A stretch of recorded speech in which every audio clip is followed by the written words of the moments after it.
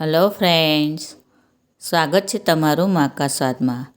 આજે હું તમારા માટે વિન્ટર સ્પેશિયલ ગ્રીન ઓળાની રેસીપી લઈને આવી છું। રેસીપી પસંદ પડે તો ચેનલને સબસ્ક્રાઈબ કરવાનું બિલકુલ ભૂલતા નહીં અને બાજુમાં રહેલા બેલ આઇકનને પણ જરૂરથી પ્રેસ કરજો, જેથી તમને મારા નવા વિડીયોની નોટિફિકેશન મળતી રહે। આજે આપણે ગ્રીન ઓળો બનાવવાના છે। એના માટે મેં સરસ તાજા લીલા રીંગણ લીધા છે, 2 લીલા મરચાં આવા મોળા આવે છે તે લીધા છે, લીલા ટામેટાં અને 1 ડુંગળી। હવે રીંગણ અને મરચાંને આપણે ગેસ ઉપર શેકી લેવાના છે અને ટામેટાં અને ડુંગળીને આપણે ઝીણી ઝીણી સમારી લેવાની છે। કે તે પહેલાં વચ્ચે આવી રીતે કાપો કરીને ચેક કરી લેવાનું કે અંદરથી બગડેલું તો નથી ને, અને પછી ગેસની ફ્લેમ આવી રીતે સ્લો જ રાખીને શેકી લેવાના છે। આવો શેકાઈ જશે એટલે ઉપરથી આવી રીતે એની પડ છૂટું પડવા લાગશે। તો હવે આપણે આ રીતે બીજા બધા પણ રીંગણ શેકી લઈએ। રીંગણ શેકાઈ જાય એટલે આપણે મરચું પણ આ રીતે શેકવાનું છે। આ રીતે મરચું શેકીને અંદર એડ કરીશું તો એનો ટેસ્ટ ખૂબ જ સરસ લાગતો હોય છે।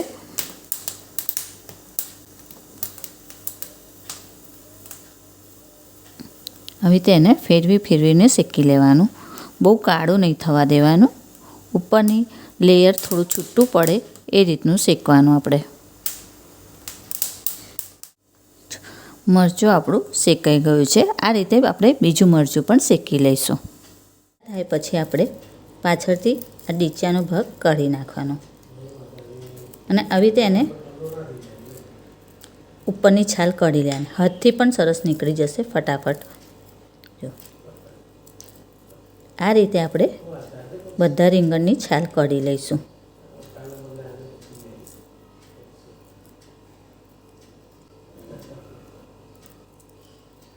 જો હવે રીંગણની છાલ કાઢ્યા પછી આપણે મરચાંની પણ છાલ આવી રીતે કાઢે છે, એને તો આવી રીતે એકદમ હલકા હાથે આપણે ચપ્પાથી આવું કરીશું તો પણ નીકળી જશે।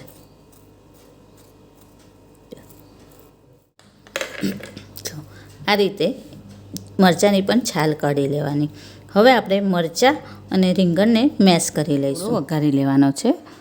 તો ગેસ ચાલુ કરી આવી રીતે કઢાઈ મૂકી દેવાની, એની અંદર 2 થી 3 ટેબલ સ્પૂન જેટલું આપણે તેલ લઈશું।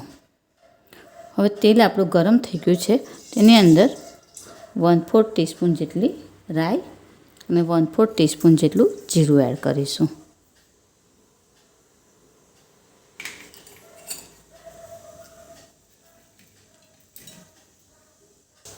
રાઈ અને જીરું તતડી ગયા છે તો 1 ટીસ્પૂન જેટલું વાટેલું લસણ એડ કરીશું।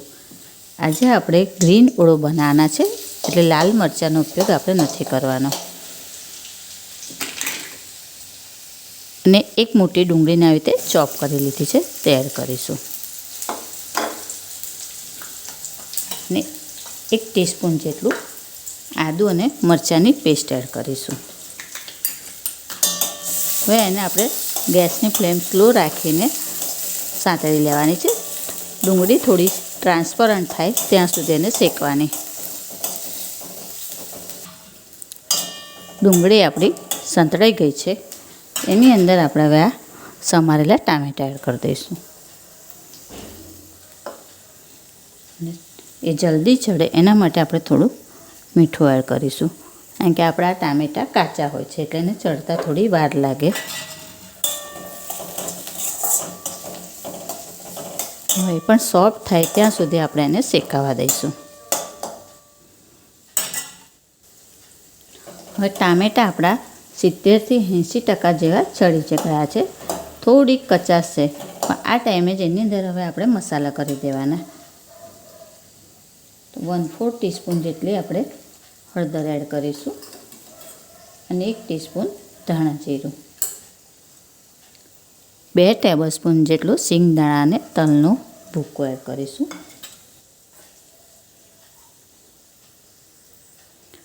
2 ટેબલ સ્પૂન લીલું લસણ, અને જે આપણે ઓળો અને મરચાંને મેં ઝીણા ઝીણા સમારી લીધા છે અને રીંગણને મેશ કરી લીધા છે તો એ પણ આની અંદર એડ કરી દઈશું।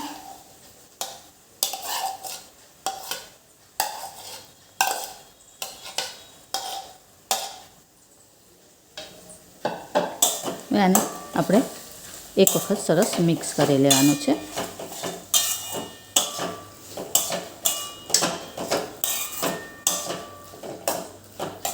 એની અંદર આપણે 3 ટેબલસ્પૂન જેટલું પાણી એડ કરીશું અને સ્વાદ મુજબ મીઠું એડ કરીશું.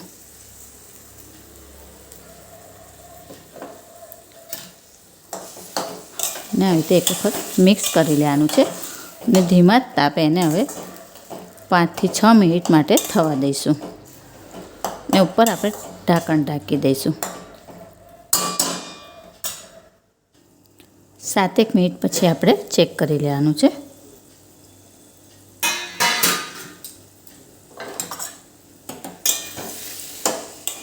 અને એકવાર આવી રીતે હલાવી લેવાનું.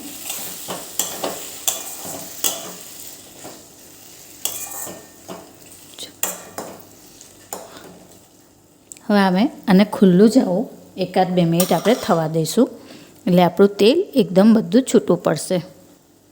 2 મિનિટ પછી જો સાઈડ ઉપરથી આવું તેલ છૂટું પડવા લાગ્યું છે, તેની અંદર 1 ટીસ્પૂન જેટલો આપણે ગરમ મસાલો એડ કરીશું. ખટાશને બેલેન્સ કરવા 1/4 ટીસ્પૂન જેટલી ખાંડ એડ કરીશું અને છેલ્લે લીલા ધાણા. આ બધું એક વખત હવે સારી રીતે મિક્સ કરી લેવાનું છે.